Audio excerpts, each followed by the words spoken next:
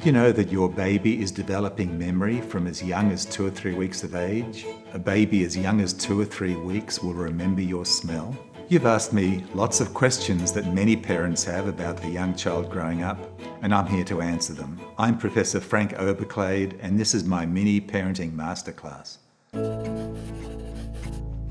Babies don't know that the norm is to sleep at night time and be awake during the day. So they sleep in bursts of 3 or 4 hours usually, wake up to have a feed and then go back to sleep. As their brain develops, there are reasons for them not to sleep because there are things to be curious about. They're engaging with their world.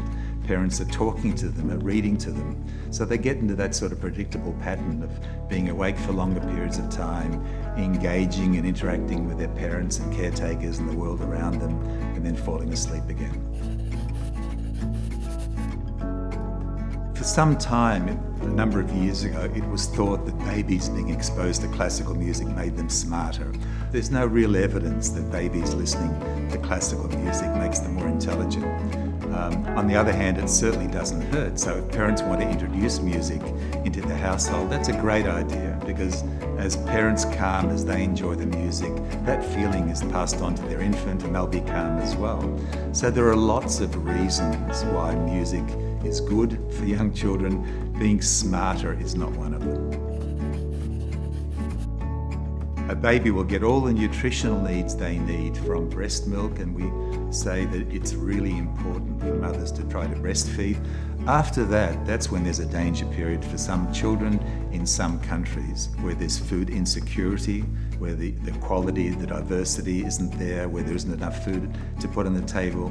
That can result in both cognitive stunting, that is, the child is delayed from a developmental point of view, but also from a physical point of view. There's pretty good research evidence now about the importance of touch in newborn babies, not just for human beings, but in fact all animal species. We talk sometimes about kangaroo care, about placing a newborn baby on the mother from a very early stage, and that's comforting for the child, it's calming for the mother. So for lots and lots of reasons, touch is extraordinarily important.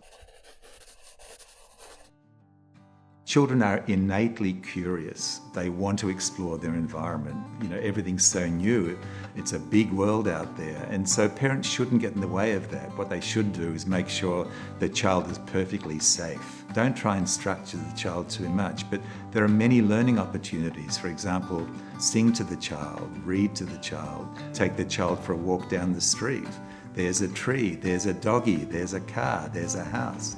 So there are lots of those things, but don't get in the way of the child because the children are naturally very curious. As the young infant and toddler starts to develop language like very simple things, dog, bye-bye, ta-ta, etc., parents can reinforce that, they can mirror that, they can mimic that. Young children love repetition, so to hear the same song again and again, to read the same book again and again, they'll start to see what the patterns of language are.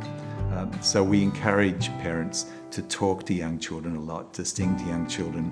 At the same time, don't dominate the conversation, take turns.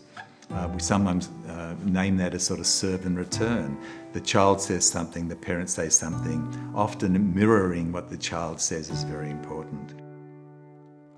In those early years of life, what babies need is responsive caring. They need a nurturing environment. They need parents that are tuned in to the young child. Parents are their baby's first teachers. As the parents are talking to the child, singing to the child, reading to the child, creating these sort of stimulating experiences, there's this explosion of learning. All of these networks are being developed in the brain.